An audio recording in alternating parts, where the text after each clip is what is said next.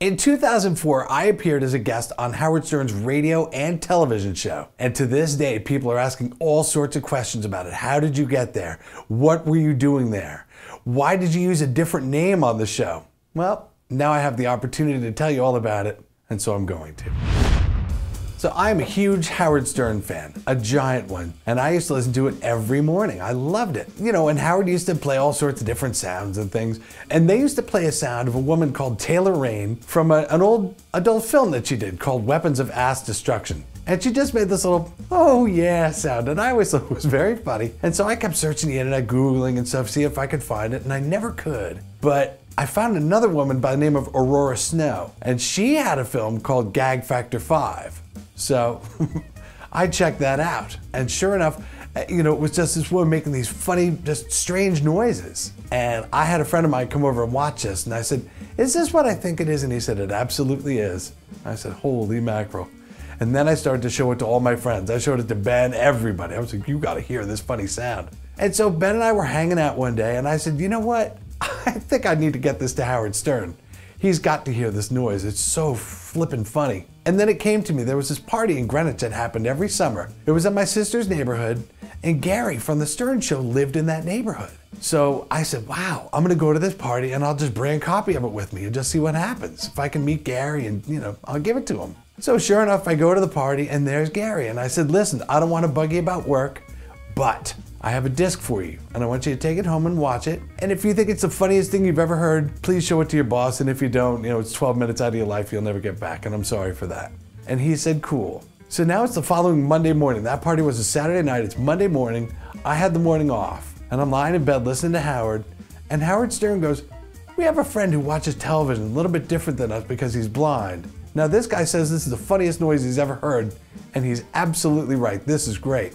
So Howard started to play the sound that this woman was making from this video. And I said, oh my God, this is cool. My sound is on the show. This is all I ever wanted. This is great. So I'm doing my thing and just, you know, going through life and back to work and, you know, whatever. And about a week and a half goes by, and I get a call from my brother-in-law after work one morning, and he says, listen, Gary wants to talk to you immediately. I said, okay, well, I'm on my way home. I'll call him when I get there. So I called Gary and I said, what's up, man? He goes, well, listen, we love that noise you gave us. It's great. How would you like to meet the woman that made that noise and come on the show? And I said, of course, I would love to. He said, okay, cool, we'll set it up. And a week or two later, I was down in New York City on the Howard Stern Show with this woman, Aurora Snow. I couldn't believe it. You know, I took the train at like 4:30 in the morning, got to the city around 6, and got my way over to, you know, Madison Avenue where the studios were, and sat in the green room and just waited. And I was so, I'd never been on real television before, or even, you know, a big radio show. Howard Stern is like an idol to me. And I was very nervous and scared. They brought her in first, and then they brought me in afterwards.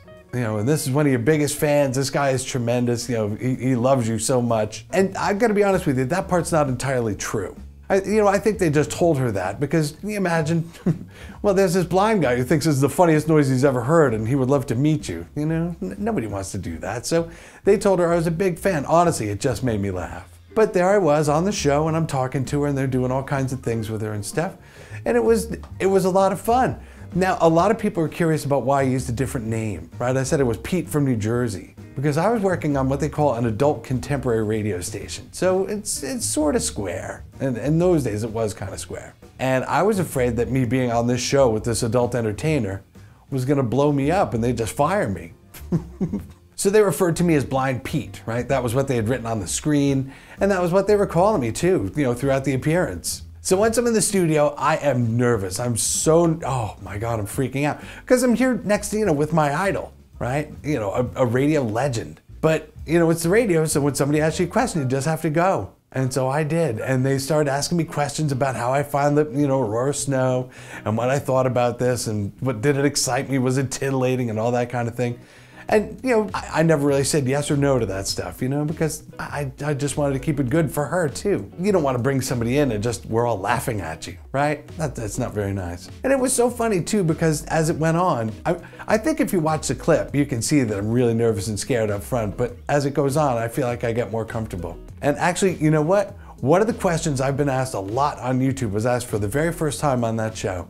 And that was Artie Lang wanted to know, how do I know when to stop wiping in the bathroom?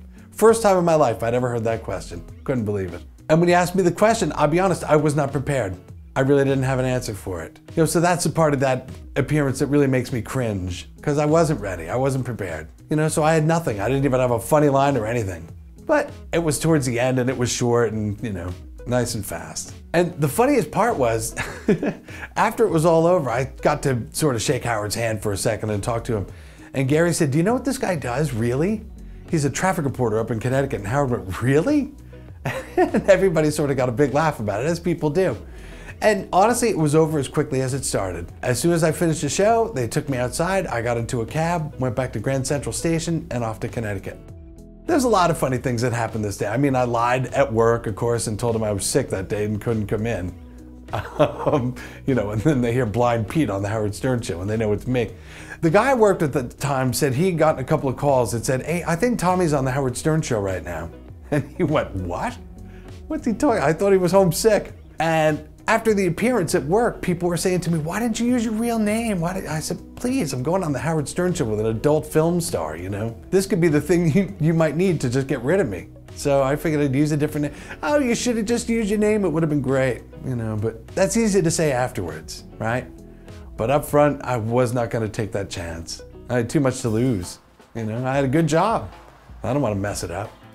My experience off the air with Howard wasn't much, I'll be honest with you. I just talked to him for a few seconds, but he was really nice to me. He wasn't gonna let me touch his face or anything like that to see if his nose was really as big as he says. Artie was very nice to me. Artie laughed at a lot of my stuff, which was great. Robin was all right with me too, but she's in another room, so I never even met her. I think the thing that surprised me most about the experience was how short it really was. It just flew by so fast, and how comfortable I got so quickly, Ben Churchill actually told me the night before this appearance, he said, "You're on the radio every day. Don't worry about it. Just make like you're on your own radio station and just do what you do and just relax and have fun." That advice was spectacular. It was wonderful advice. It helped me a ton. I mean, I was nervous, and then I sat down, put the headphones on, and now I'm just on the radio, just like any other time, It happens to be with Howard and Robin and Gary and Artie and everybody. But, it was wonderful advice and it helped me out a ton. Aurora Snow was almost timid off camera. She was very quiet and shy and didn't quite know what to say to me or how to be with me. I remember we did a thing after the appearance, that they did on the Howard Stern Show. They'd talk to the guests afterwards, right, and get their reaction and stuff. She seemed completely different. Just as shy as could be, like anybody. Just quiet and, "Hi, how are you?" But it is funny though that they told her that I was a giant fan of hers, and that's just not true, That noise was not exciting, nor was it titillating, it just made me laugh. One of the funny things that happens when you do television is that people see you. Which is weird, but that's what happens. So that show aired on a Thursday night.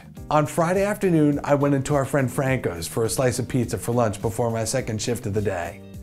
And Franco says to me, "Hey, I saw you on the Howard Stern Show last night." I said, "What?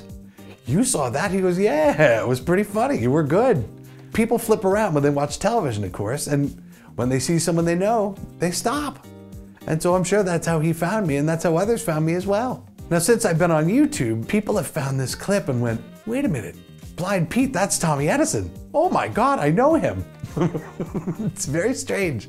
And I get asked a lot of questions about my appearance on that show. And I hope this answers them all for you. I guess a lot of people in the comments are upset because they think Howard and the whole crew were rude to me. I don't know, I didn't see it as being rude to me. I mean, that's the show, you know what I mean? You go into that show knowing what you're going to get. And I knew what it was gonna be like. I mean, I'm a blind person, there's not many of us, So they're gonna ask all sorts of questions. They're gonna be curious about things. They don't think a blind person could, find somebody attractive or have somebody find them attractive. I mean, I get that in the comments now. People, "Are you a virgin?" I find that kind of outrageous, but no, I didn't think they were rude to me at all. I thought they were very nice. And I'm not a virgin. So there it is. That's my story about my time on the Howard Stern Show. Tell you what, if you've never seen this before and you'd like to, we'll leave the link for it right there in the description. And I'd love to know what you think about it. And if you have any other questions, please hit me up in the comments. Thank you. Thanks so much for subscribing to the Blind Pete Experience.